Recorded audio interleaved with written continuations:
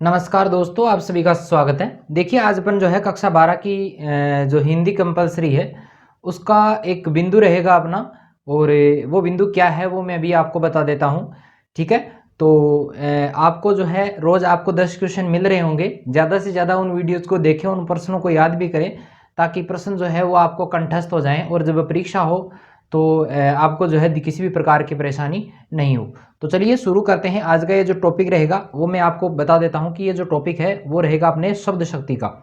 व्याकरण में टॉपिक है ये, हिंदी अनिवार्य का रहेगा शब्द शक्ति का बिंदु। तो चलिए शुरू करते हैं आज का ये वीडियो। देखिए सबसे पहले शब्द शक्ति होती क्या है, शब्द शक्ति किसे कहते हैं, वो सारी बातें आपको पता होनी चाहिए। देखिए शब्द शक्ति का ये टॉपिक रहेगा। चलिए यहाँ पर देखिए शब्द की शक्ति जो होती है वो आपको पता होगा कैसी होती है, असीम होती है। शब्द जो है अलग अलग प्रकार से उसके अलग अलग अर्थ जो है वो भी लिए जा सकते हैं।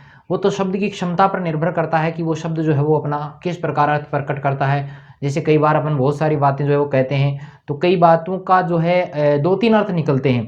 तो वो तो सोचने वाले की या दिमाग की क्षमता पर निर्भर है कि वो जो है किस प्रकार सोच रहा है और किस शब्द में जो है वो कितना पावर है, ताकि जो है वो शब्द अलग अलग जगह पर जाकर भी जो है अपना अलग अलग अर्थ प्रकट कर सकता है।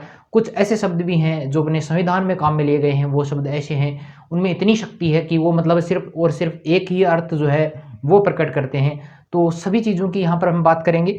तो सबसे पहले बात करते हैं, देखो शब्द शक्ति कहते किसे हैं। देखिए शब्द की शक्ति जो है वो असीम है, मैंने बता दी। शब्द हमारे मन, कल्पना और अनुभूति पर प्रभाव भी डालते हैं, बिल्कुल डालते हैं, आपने देखा भी होगा। प्रयोग के अनुसार शब्द का अर्थ जो है वो बदल जाता है। जिस जगह पे जैसा प्रयोग करते हैं उसी के अनुसार उसका अर्थ भी जो है वो बदलता जाता है। अभीष्ट अर्थ यानी मुख्य अर्थ जो है उसका अर्थ जो रहेगा श्रोता तक पहुंचाने की क्षमता अथवा शब्द में छिपे हुए तात्पर्य को प्रसंगानुसार स्पष्ट करने का सामर्थ्य ही क्या है, शब्द शक्ति है। यानी हम बात करें तो जो शब्द वक्ता ने कहा है वो अगर श्रोता तक जा रहा है तो वो जो अपना वास्तविक अर्थ जो प्रकट कर रहा है वही क्या कहलाएगा, शब्द शक्ति कहलाएगा। यानी शब्द में निहित अंतर्निहित जो शक्ति है उसे क्या कहते हैं, शब्द शक्ति कहते हैं। अगर हम उदाहरण की बात करें, जैसे रमेश की गाय 5 किलो दूध देती है, तो यहाँ पर जो शब्द आया है इन्वर्टेड कोमा में यहाँ पर बताया है गाय जो शब्द है उसका प्रयोग जो है देखिए दूसरी तरह भी करते हैं। यहाँ पर गाय जो शब्द है उसका प्रयोग वास्तव में जो गाय है उसके लिए किया गया है, लेकिन यहाँ पर देखिए सुमित्रा की बहू तो निरी गाय है। अब यहाँ पर वो गाय नहीं है, यानी सुमित्रा की जो बहू है वो गाय नहीं है, गाय की तरह, यानी इसके गुणों की जो है यहाँ पर बात की गई है कि गाय के समान वो कैसी है, भोली भाली और सरल स्वभाव की है। तो देखिए इन दोनों वाक्यों में गाय शब्द आया है मगर अर्थ दोनों में क्या है, अलग अलग है। एक में पशु का नाम है तो दूसरे में भोला सीधा और सरल व्यक्तित्व के लिए लिया गया है। ठीक है, समझ में आ रहा होगा। इस प्रकार वक्ता या लेखक के अभीष्ट का बोध कराने वाले, उसके वास्तविक अर्थ का बोध कराने वाले गुण ही क्या कहलाते हैं, शब्द शक्ति कहलाते हैं। और शब्द और अर्थ के इस चमत्कारिक स्वरूप को प्रकट करने वाली शब्द शक्तियां जो है वो जो है 3 प्रकार की होती हैं। वो कौन कौन सी हैं, देखिए सबसे पहले बात करते हैं शब्द शक्तियों के नामों की बात करते हैं। 3 आपको शब्द शक्तियां पढ़नी है। नंबर 1 पे रहेगी अभिधा शब्द शक्ति, नंबर 1 पे कौन सी है, अभिधा शब्द शक्ति है। और नंबर 2 पे जो रहेगी वो रहेगी लक्षणा शब्द शक्ति, और नंबर 3 पर जो रहेगी वो रहेगी व्यंजना शब्द शक्ति। तो 3 शब्द शक्तियों की बात करेंगे, अभिधा है, लक्षणा है और व्यंजना है। अब देखिए इंपॉर्टेंट चीज क्या है कि इनमें कुछ शब्द काम में लिए जाते हैं। तीनों शब्द शक्तियां हैं, उनमें मुख्य जो शब्द रहेगा वो क्या रहेगा, देखिए अभिधा जो शब्द शक्ति होगी उसमें वाचक शब्द काम में लिया जाता है। जैसा बोला है वैसा ही अर्थ ग्रहण किया है तो वहां पर वाचक शब्द जो है वो ग्रहण किया जाएगा। अब दूसरा जो रहेगा लक्षणा शब्द शक्ति का, तो उसमें लक्षक अर्थ जो है वो ग्रहण किया जाएगा, यानी लक्ष्य करके जो अर्थ है वो निकाला जाएगा। और तीसरी है अपनी व्यंजना शब्द शक्ति, तो वहां पर व्यंजक जो शब्द है वो लिया जाएगा, यानी हर बार जो है अलग अलग अर्थ जो है अलग अलग संदर्भों में अर्थ जो है उसका निकाला जाएगा। अब देखिए शब्द ये रहा, अर्थ देखो क्या है, यानी वाचक जो शब्द है वो वाच्यार्थ को प्रकट करता है। वाचक जो शब्द है वो वाच्यार्थ को प्रकट करता है, यानी अभिधेयार्थ को प्रकट करता है, यानी संकेतार्थ को प्रकट करता है। और जो लक्षक शब्द है वो लक्ष्यार्थ को प्रकट करता है, और जो व्यंजक शब्द है वो करता है व्यंग्यार्थ को प्रकट। ठीक है, सारी चीजें समझ में आई होंगी। एक एक चीज मैंने बहुत क्लियर ढंग से यहाँ पर आपको समझाने का प्रयास किया है। तो चलिए नेक्स्ट पेज पे चलते हैं। नेक्स्ट हमारा जो रहेगा एक एक शब्द शक्ति को लेकर अपन अभी जो है वो बात करेंगे। देखिए पहली जो अपनी शब्द शक्ति जो मैंने बताई थी आपको, वो थी अपनी अभिधा शब्द शक्ति। तो देखिए अभिधा शब्द शक्ति क्या होती है, याद कर लेना परिभाषा को, कि शब्द की जिस शक्ति से किसी शब्द के सबसे साधारण लोक प्रचलित अर्थ या मुख्य अर्थ का बोध हो, उसे अभिधा शब्द शक्ति कहते हैं। सीधी बात, साधारण अर्थ ग्रहण किया जाएगा, लोक प्रचलित अर्थ ग्रहण किया जाएगा, और किसी भी प्रकार का जो है अन्य घुमाव वगैरह इसमें नहीं होगा। जैसी बात कही है वैसा ही उसका अर्थ निकलेगा। जैसे उसने कहा था कि मेरी गाय 5 किलो दूध देती है, तो इसका मतलब गाय है और वो 5 किलो क्या दे रही है, दूध दे रही है। तो वहां पर किसी भी तरह से घुमाया नहीं गया है, तो वहां पर होता है जो है मुख्यार्थ ग्रहण किया गया है, मुख्य अर्थ ग्रहण किया गया है, इसलिए वहां पर जो है क्या रहेगी, लक्षणा शब्द शक्ति होगी, सॉरी अभिधा जो शब्द शक्ति है वो वहां पर रहेगी। चलिए यहाँ पर आगे देखिए कि पंडित रामदहीन मिश्र ने एक बात कही है। क्या कहा है कि साक्षात सांकेतिक अर्थ को ही क्या कहते हैं, अभिधा कहते हैं। यानी जो वास्तव में जो उसका अर्थ है उसे ही, यानी संकेत करके जो अर्थ निकाला जाता है उसे सांकेतिक अर्थ कहते हैं। और इसकी मैंने बात भी की है। और हमारे एक आचार्य मम्मट हुए हैं, उन्होंने कहा है कि मुख्यार्थ का बोध कराने वाले व्यापार को अभिधा कहते हैं। यानी मुख्य अर्थ का बोध कराने वाले शब्द शक्ति को क्या कहते हैं, अभिधा शब्द शक्ति कहा जाता है। इस प्रकार कह सकते हैं कि शब्द को सुनते ही या पढ़ते ही श्रोता या पाठक उसके सबसे सरल प्रचलित अर्थ को बिना किसी बाधा के, अवरोध के जो है वो ग्रहण करता है, तो वहां पर होती है अभिधा शब्द शक्ति। चलिए अभिधा शब्द शक्ति जो है उसमें वाचक शब्द होता है और जो है वाच्यार्थ उसका ग्रहण किया जाता है। चलिए यहाँ पे कुछ और उदाहरण देते हैं। जैसे राजा दशरथ अयोध्या के राजा थे, बिल्कुल सीधी बात है, राजा दशरथ जो थे वो अयोध्या के राजा ही थे।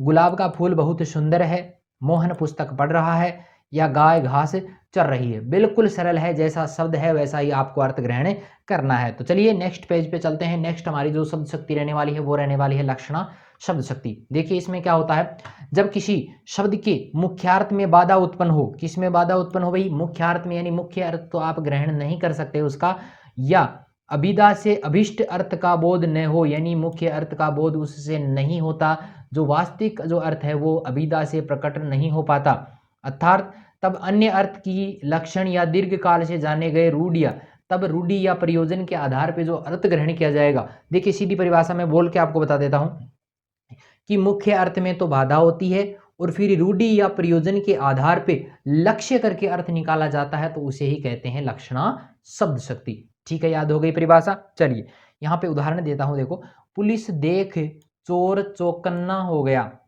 अब चौकन्ने का मतलब देखो क्या है, इसमें चोर द्वारा चौकन्ना होने का अर्थ है सजग हो जाना। अब चौकन्ना है, इसका मतलब ऐसे थोड़ी ना हुआ कि उसके 4 कान लग गए, 4 कान नहीं लगे भाई। तो वहां पर हुआ क्या है, चौकन्ना होने का मतलब वो सजग हो गया, सावधान हो जाना, अपने बचाव का उपाय वो सोचने लग जाना। जबकि चौकन्ना का अर्थ आप देखें तो चौ यानी तो होता है 4, कन्ना यानी होता है कान, तो 4 कान वाला। अतः 2 की जगह 4 कान कहने का तात्पर्य है कि कानों का अधिक से अधिक उपयोग करना होता है, उनका पूरा लाभ उठाना होता है। अतः ये अर्थ जो है वो लक्षण जो है वो यहाँ पर ग्रहण किया गया है। तो यहाँ पर जो रहेगी वो रहेगी प्रयोजनवती लक्षणा। प्रयोजन का मतलब किसी ना किसी उद्देश्य पर आधारित हो, तो यहाँ पर हो जाती है प्रयोजनवती लक्षणा। चलिए दूसरा उदाहरण देखते हैं कि राजा का पुत्र तो ऊंट हो गया। राजा का पुत्र तो ऊंट, ऊंट थोड़ी ना बन गया, वो क्या बना, ऊंट की तरह वो क्या हो गया, अधिक लंबा हो गया, उसकी हाइट बहुत ज्यादा बढ़ गई। तो यहाँ पे रूढ़ि के आधार पे, यानी परंपरा के आधार पे जो है वो अर्थ ग्रहण किया गया है, इसलिए यहाँ पर जो लक्षणा जो शब्द शक्ति रहती है वो है रूढ़ि लक्षणा। ठीक है, तो ये सारी चीजें आपके समझ में आई होंगी। चलिए नेक्स्ट पेज पे अपन चलते हैं। लक्षणा शब्द शक्ति के जो कुछ अन्य उदाहरण है उसकी भी अपन बात करते हैं। जैसे लाला लाजपत राय पंजाब के शेर हैं। अब वो सिंह वाला लॉयन तो नहीं है ना, लेकिन वो सिर्फ पंजाब के यानी बहादुरी से, यहाँ पर शेर का जो है बहादुरी से लिया गया है। फिर है अगला कि सारा घर मेला देखने गया है। अब सारा का सारा घर सामान शौक की थोड़ो गए, सिर्फ गया कौन है, घर का मतलब सारा मेले, घर का मतलब क्या है कि घर के जो सदस्य है ना वो गए हैं। अब यहाँ तो कोई नहीं कि घर को सामान भी गयो ढांडा नहीं भी लेगा सा गए, यहाँ तो कोई नहीं बने। चलो आगे है कि नरेश तो गधा है। अब नरेश जो है वो गधा थोड़ी ना बन गया कि वो ढेचू ढेचू जो है करने लग जाए, इस प्रकार तो नहीं हुआ होगा ना। गधा होने का मतलब वो क्या है, मूर्ख है। अगला है वह हवा से बातें कर रहा है। अब हवा से बात आज नहीं कोई करी है कि कोई नहीं करी, तो हवा से बातें करने का मतलब यहाँ पर हो जाता है कि वो क्या कर रहा है, हवा से बातें करने का मतलब तेज गति से दौड़ रहा है। अगला है सैनिकों ने कमर कस ली। क्यों कमर कस के क्या करना है भाई, मोटापो कम करनो है के मोटापो कम कौन करनो। कमर कसने का मतलब है कि तैयार हो जाना, क्या होगा, तैयार हो जाना। तो यहाँ पर ये जो है सारे के सारे जो लाक्षणिक शब्द हैं, जैसे यहाँ पे शेर है, यहाँ पर जो है सारा घर है, यहाँ पर जो गधा है, यहाँ पर जो हवा से बातें करना है, और यहाँ पर जो कमर कस लेना है, ये सारे के सारे लाक्षणिक अर्थ यहाँ पर प्रकट कर रहे हैं।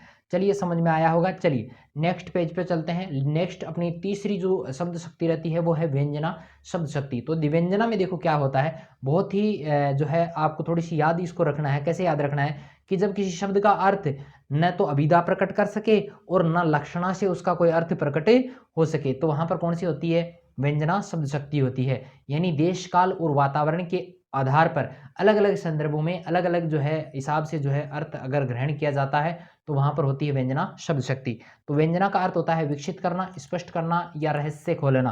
अतः किसी शब्द का छुपा हुआ अर्थ ज्ञात करना ही क्या कहलाती है, व्यंजना शब्द शक्ति कहलाती है। इसमें कथन के संदर्भ के अनुसार एक ही शब्द के अलग अलग अर्थ जो है अलग अलग वातावरण के अनुसार अलग अलग अर्थ वहां पर ग्रहण किए जा सकते हैं। तो कभी श्रोता या पाठक की कल्पना शक्ति या कोई नया अर्थ गढ़ लेती है। इस प्रकार व्यंजना शब्द शक्ति जो है विभिन्न आयामी अर्थ अभिव्यक्ति का सशक्त माध्यम है। जैसे संध्या हो गई, अगर मैंने कहा कि संध्या हो गई तो वाक्य का अर्थ जो चरवाहा है, जो गाय चराने गया है, वो क्या सोचेगा कि घरा जाणू है, क्या करनू है, घरा जाणू है। और पुजारी के लिए अगर बात की जाए तो पूजन वंदन, पुजारी क्या सोचेगा, संध्या हो गई तो मेरे को क्या करनी है, पूजा करनी है। तो अलग अलग संदर्भों में अलग अलग अर्थ ग्रहण करेगा। ठीक है, और थे का अर्थ ग्रहण करो, कमेंट करके जरूर बता दो। चलिए अपने यहाँ पे अभी जो है व्यंजना शब्द शक्ति के जो भेद हैं उसकी अपन बात करते हैं। व्यंजना शब्द शक्ति के जो है दो भेद यहाँ पर बताए गए हैं, एक है शाब्दी व्यंजना और एक है आर्थी व्यंजना। देखिए शाब्दी व्यंजना की बात करते हैं सबसे पहले कि शाब्दी व्यंजना क्या होती है कि जब व्यंजना शब्द पर निर्भर हो, जब व्यंजना किस पर निर्भर हो, शब्द पर निर्भर हो और शब्द बदल देने से या पर्याय रख देने से अर्थ बदल जाता हो तो वहां शाब्दी व्यंजना होती है, क्योंकि अभिष्ट अर्थ के लिए वही शब्द आवश्यक होते हैं। अब इनमें सिर्फ जो है वो दो ही रहेंगे, कैसे, चिरजीवो जोरी जुरे क्यों न स्नेह गंभीर को घटी ये वृष भानुजा वे हलधर के बीरा। देखिए यहाँ पे वृष भानुजा, वृषभ भानुजा का जो अर्थ है वो राधा तथा गाय है, और वहीं पर ही हलधर के भी दो अर्थ हैं, एक है बलराम और दूसरा रहेगा बैल। तो यहाँ पर शब्द का जो चमत्कार है इन दो शब्दों के पर्याय शब्द रख देने पर नहीं रह जाता है, यानी शाब्दी व्यंजना यहाँ पर मुख्य रूप से रहने वाली है। अगर मैं यहाँ पर अलंकार की बात करूं तो यहाँ पर अलंकार होगा श्लेष अलंकार। कौन सा होता है, श्लेष अलंकार का ये जो उदाहरण है वो माना जाएगा। चलिए नेक्स्ट अपना जो उदाहरण है कि रही मन पानी राखी ये बिन पानी सब सोन पानी गए न ओबरे मोती मानस चोन। ठीक है, तो यहाँ पे पानी शब्द के जो है वो तीन अर्थ निकाले गए हैं। यहाँ पर मोती के लिए पानी जो अर्थ रहेगा वो रहेगा चमक, मनुष्य के लिए जो रहेगा वो रहेगा सम्मान, और चून यानी आटे के लिए जो रहेगा वो रहेगा जल। ठीक है, ये अलंकार में अपन फिर कभी बात करेंगे। चलिए यहाँ पे अगला जो रहेगा अपना वो है आर्थी व्यंजना। तो आर्थी व्यंजना में क्या होता है कि जब शब्दार्थ की व्यंजना अर्थ पर निर्भर होती है तब उसका पर्याय रख देने पर ही अभीष्ट की पूर्ति हो जाती है, तो वहां पर आर्थी व्यंजना होती है। यानी व्यंजना जो है अर्थ पर निर्भर हो तो वहां पर आर्थी व्यंजना होती है। जैसे बोलने वाला, सुनने वाला, प्रकट, देश काल, कंठ, स्वर आदि का बोध कराती है। तो जैसे उदाहरण दिया है कि सगन कुंज साया सुखद शीतल मंद समीर मन हवे जात अजो हवे वा यमुना के तीर। ठीक है, इनमें गोपियां कृष्ण के साथ बिताए हुए यमुना तट की जो लीलाएं हैं उनको ये वो याद कर रही हैं, जो बातें वह कहना चाहती हैं, हृदय के जिन भावों का प्रवाह वह व्यक्त करना चाहती हैं, वह समस्त भाव संसार वहां व्यक्त हो गया है। ठीक है, इसमें कुछ ज्यादा समझने वाले माथापच्ची वाली बात नहीं है। शुरू वाले जो है शाब्दिक अर्थ अर्थी ये जो ये आ जाए तब आपको लिखना है वहां पे, वरना बेमतलब की बातें वहां पे नहीं लिखनी है। ठीक है, जो तो थाना पूछे बत्तो जवाब देना, बेमतलब की बात अपन बैठे को नहीं करनी है। ठीक है, तो चलिए यहाँ पे थोड़ी सी एक छोटी सी तालिका और बनाई गई है कि अभिधा, लक्षणा और व्यंजना जो है उसमें देखिए मुख्यार्थ ग्रहण किया जाता है, लक्षणा में लक्ष्यार्थ होता है और व्यंजना में व्यंग्यार्थ होता है। सही बात है। दूसरा में देखो कि सर्वविदित सरलार्थ, सरल अर्थ को ग्रहण किया जाता है, रूढ़ि या प्रयोजन के आधार पर होता है लक्षणा में, और व्यंजना में होता है संदर्भ के अनुसार हो जाता है। और उदाहरण भी दिया है कि तुम्हारा पुत्र मूर्ख है, बिल्कुल सही है, कोई गलत नहीं है ना। हाँ, और दूसरा है कि तुम्हारा पुत्र गधा है, लो कर लियो बात। ठीक है, यहाँ पे मूर्खता से हो गया कि तुम्हारा पुत्र तो बृहस्पति का अवतार है। अब कोई तो समझती कि भाई बृहस्पति का अवतार होगा, और कोई समझेगा कि भाई वो कोई बड़ा विद्वान होगा। अब सारे जो हैं उसका अलग अलग अर्थ ग्रहण करेंगे, तो यहाँ पर हो जाती है व्यंजना शब्द शक्ति, व्यंग्यार्थ यहाँ पर ग्रहण किया गया है। ठीक है, तीनों चीज़ें समझ में आई होंगी। फिर भी थारे कोई समस्या है तो बस समस्या मैंने कमेंट कर बताओ ताकि मैं भी को सुलझाव कर सकूं। ठीक है, और मारवाड़ी बीच में बोलना उचित है या नहीं है वो आप मुझे कमेंट करके जरूर बताएं कि सर बीच बीच में मारवाड़ी भी बोल दिया करो, तो वो भी बोल देंगे, उस हिसाब से पढ़ा देंगे। आपको वो तरीका ठीक लगता है तो उस हिसाब से पढ़ा देंगे, वरना हिंदी में अपना चल ही रहा है। चलो, आज का मेरा ये वीडियो कैसा लगा कमेंट जरूर करें। वीडियो अगर पसंद आया हो तो लाइक करें, दोस्तों के साथ शेयर भी करें और ज़्यादा से ज़्यादा देखें। जितना ज़्यादा देखोगे अपना चैनल उतना ही ज़्यादा प्रोग्रेस करेगा। तो चलिए आज के लिए इतना ही, मिलते हैं फिर एक नए वीडियो के साथ में, तब तक के लिए धन्यवाद।